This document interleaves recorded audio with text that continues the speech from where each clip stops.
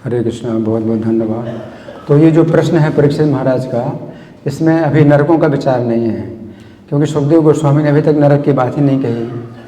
तो वो पूछ रहे हैं कि लोगों का जो है अलग अलग विचित्र जो भोग हैं, अनेक प्रकार के भोग प्राप्त होते हैं, तो वे विचित्रता कैसी है।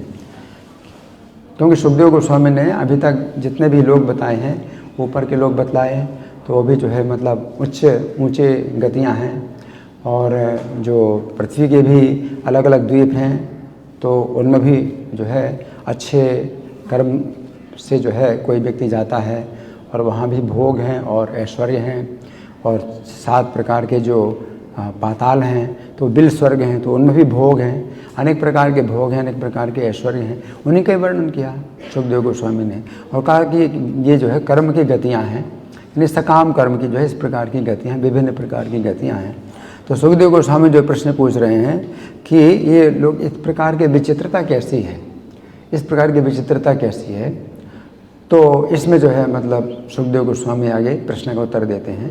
इसमें चौथे श्लोक में फिर राजा परीक्षित अपनी तरफ से पूछते हैं कि नरक भी क्या होते हैं, जो नरक का वर्णन किया ही नहीं सुखदेव गोस्वामी ने। तो जितना भी वर्णन किया है वो अच्छा ही मतलब भोग और ऐश्वर्य का ही वर्णन किया है, चाहे वो नीचे के लोग हों वो बिल स्वर्ग हैं, ऊपर के लोग हों वो भी हैं, और पृथ्वी के भी अलग अलग द्वीप हैं, समुद्र हैं, दूध का समुद्र है, दही का समुद्र है, और जो है घी का समुद्र है। तो सब जो है मतलब समुद्रों का, द्वीपों का वर्णन किया है, और सब प्रकार से अच्छा ही वर्णन किया है। लेकिन फिर परीक्षित महाराज चौथे श्लोक में पूछते हैं कि आपने नरक तो बताई नहीं। चौथे श्लोक में पूछते हैं नरक तो बताइए नहीं, तो नरक भी है क्या? क्योंकि आपने ऊपर का भी बता दिया, नीचे का सब कुछ तो छान मारा, आपने सब कुछ बता दिया, नरक कहाँ है? कितने नरक क्या आप तीनों लोकों से बाहर हैं, या ब्रह्मांड से बाहर हैं, या ब्रह्मांड की जो सीमा है उसके अंदर हैं, या तीनों लोकों के अंदर हैं, कहाँ है नरक? तो आगे चल करके फिर सुखदेव गोस्वामी बताएं कि नरक हैं, और नरकों की क्या क्या यातनाएं होती हैं। और नरकों की यातनाएं सुन करके अब फिर परीक्षित महाराज का प्रश्न अलग ही होगा कि कैसे बचें। तो 6वें स्कंद में अजामिल की कथा आएगी।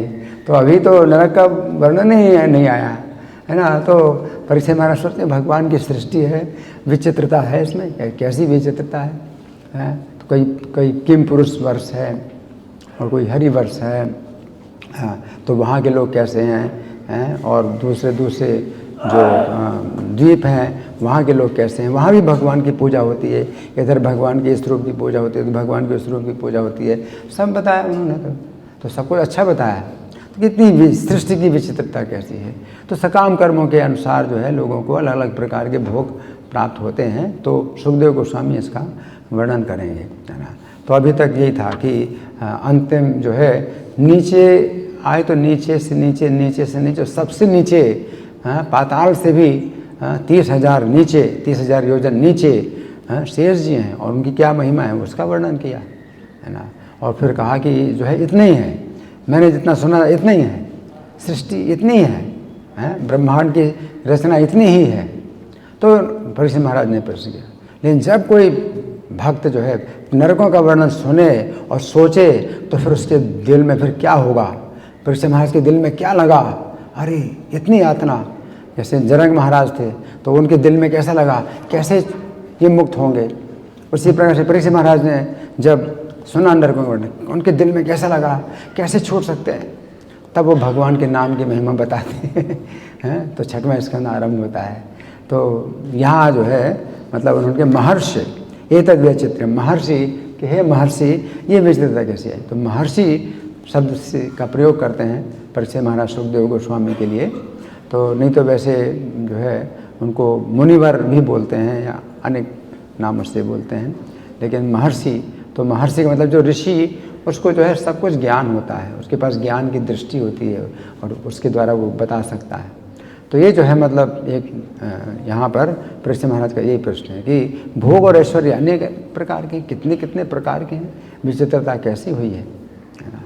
तो इसका जो है उत्तर फिर सुखदेव गोस्वामी कहते हैं विभिन्न प्रकार की कामनाएं, जो गीता में भगवान कहते हैं कि भोग ऐश्वर्य प्रसक्ता नाम तया प्रथ चेतसाम।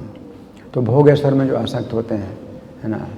तो बहुत शाखाएं अनंता से बुद्धि व्यवसाय नाम, अनेक प्रकार की शाखाएं उनकी, जो भौतिक कामनाओं की शाखाएं अनेक प्रकार की होती हैं, उनकी शाखाएं। तो फिर किसी में जो है किसी शाखा, किसी दूसरी शाखा में उसकी जो है रुझान हो जाता है, तो वो उस शाखा में जाता है। तो भोगों की कई प्रकार की शाखाएं हैं, तो ये वर्णन हुआ है। तो इसलिए महर्षि शब्द का प्रयोग कर रहे हैं। नरक का वर्णन है ही नहीं। उन्होंने अपनी तरफ से पूछा नरक कहाँ है, नरक कहाँ है। आपने कहा, आपने तो सब कुछ बता दिया, नरक कहाँ है। तो चौथे श्लोक में परीक्षित महाराज प्रश्न करेंगे। हरे कृष्ण। श्रीमद् भागवतम की, जगत गुरु श्रील प्रभुपाद की जय।